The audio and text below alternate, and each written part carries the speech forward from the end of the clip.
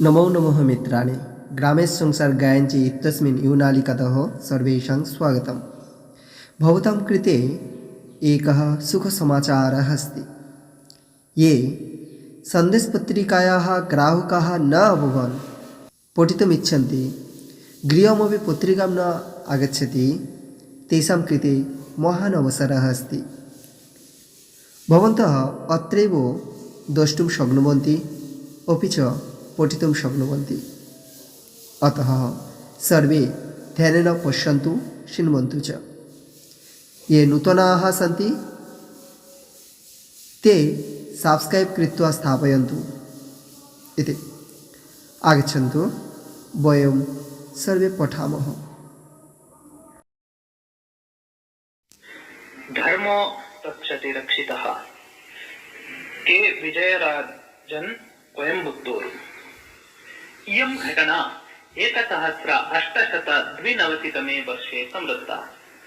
स्टेन्फोर्ड् नाम कश्चन विख्यातः विश्वविद्यालयः कदाचित् तत्र द्वौ विद्यार्थिनौ स्वीयं छात्रशुल्कं दातुम् अशक्नुवन्तौ दुःखम् अनुभवतः स्म। धनार्जनाय उपायम् एकं तौ चिन्तितवन्तौ।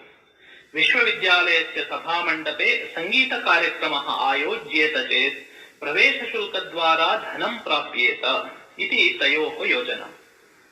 तदा पोलेण्ड् देशस्य प्रसिद्धः पियानो कलाकारः आसीत् इग्नोसी जे पेट्रेव्स्की।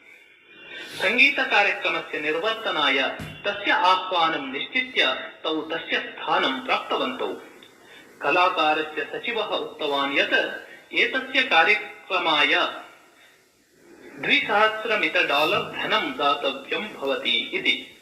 सचिवस्य निर्णयः एतयोः पूर्णसम्मत्यै अभवत्। सङ्गीतकार्यक्रमस्य विज्ञापनं विस्तरेण पत्रिकासु प्रकाशितम्।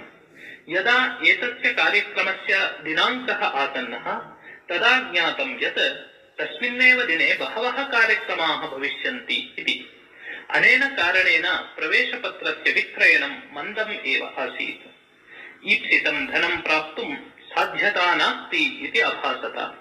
अतः कार्यक्रमस्य निरसनं कर्तुं चिन्तनमपि आगतम्। किन्तु कलाकारः एतं प्रस्तावम् अनङ्गीकृत्य निश्चयेन कार्यक्रमः करणीयः एव इति कथितवान्। निर्णीते दिने सङ्गीतकार्यक्रमः सम्यक् जातः। किन्तु विद्यार्थिनौ एतस्मात् $1600 मात्रं प्राप्तवन्तौ। पुनः तौ पेट्रेव्स्की वर्येण मिलित्वा, श्रीमन्, एतावदेव धनमधुना दातुं शक्यते, अवशिष्टं देयधनम् एकमासानन्तरं दास्यावः इति उक्तवन्तौ। किन्तु पेट्रेव्स्की वर्यः धनं न स्वीकृतवान्। एतेन धनेन पाठशालाशुल्कं दीयताम्, विना विघ्नम् अध्ययनस्य अनुवर्तनं भवेत्, सभामण्डपस्य भाटकम् अहमेव दास्यामि इति उक्तवान्। कालः अतीतः। सौभाग्यं नाम दयाशीलः जनप्रियः पेट्रेव्स्की वर्यः बोलन्दुदेशस्य प्रधानमन्त्री जातः। तस्य शासनकाले जनाः तृप्त्या जीवनं यापयन्ति स्म। पश्चात् प्रथमजागतिकयुद्धम् आरब्धम्।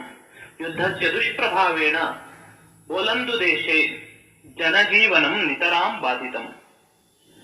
सामान्य जनजीवनं यदा कष्टग्रस्तं जातं तन्निवारणाय प्रशासनेन विशेषप्रयासः कृतः। तस्मिन्नेव काले आरा नामिका काचित् अमेरिकीया संस्था दुःखपीडितजनकल्याणाय आर्थिकसाहाय्यं करोति स्म। हेवर्त् हूवराख्यः प्रमुखः तस्याः अध्यक्षः आसीत्। कालान्तरे सः एव 31तमः जनाधिपतिः अभवत्। तदा बोलन्दुदेशतः साहाय्यार्थं प्रार्थना आगता। अचिरादेव अमेरिकादेशेन 1000 टन् मिताः धान्यादयः पदार्थाः प्रेषिताः। किञ्चित् कालानन्तरं परिस्थितिः सहजा जाता। प्राप्तस्य साहाय्यस्य निमित्तं धन्यवादप्रकटनाय पेट्रेव्स्की वर्यः अमेरिकाजनाधिपेन हेवर्त् हूवरेण मेलितुं तत्र गतवान्। द्वौ अपि नेतारौ मिलितवन्तौ। तत्र हेवर्त् हूवरः अकथयत्, धन्यवादकथनम् अत्र न आवश्यकम्। 25 वर्षेभ्यः प्राक् अहं यम् उपकारं प्राप्तवान् तस्य प्रतिस्पन्दरूपेण एव साहाय्यमिदं कृतवान् इति। पेट्रोव्स्की-वर्यः विस्मयेन तस्य मुखं दृष्टवान्। हेवर्थोवरः कथनम् अनुवर्तयन् 25 वर्षेभ्यः पूर्वं यौ विद्यार्थिनौ सङ्गीतकार्यक्रमार्थं भवन्तम् आहूय कार्यक्रमस्य परिसमाप्तेः अनन्तरं धनं दातुं न शक्तवन्तौ तयोः अहमपि अन्यतरः इति उक्त्वा पेट्रोव्स्की-वर्यं कृतज्ञतापूर्वकं दृढं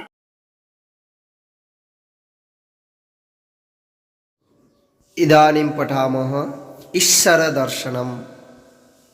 आगच्छन्तु।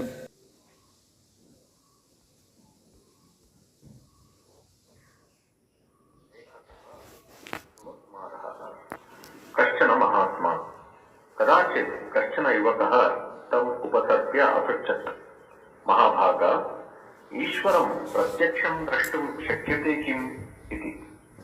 कुतो न? अवश्यं शक्यते। तदस्तु अहं भवन्तम् एकं प्रश्नं पृच्छामि।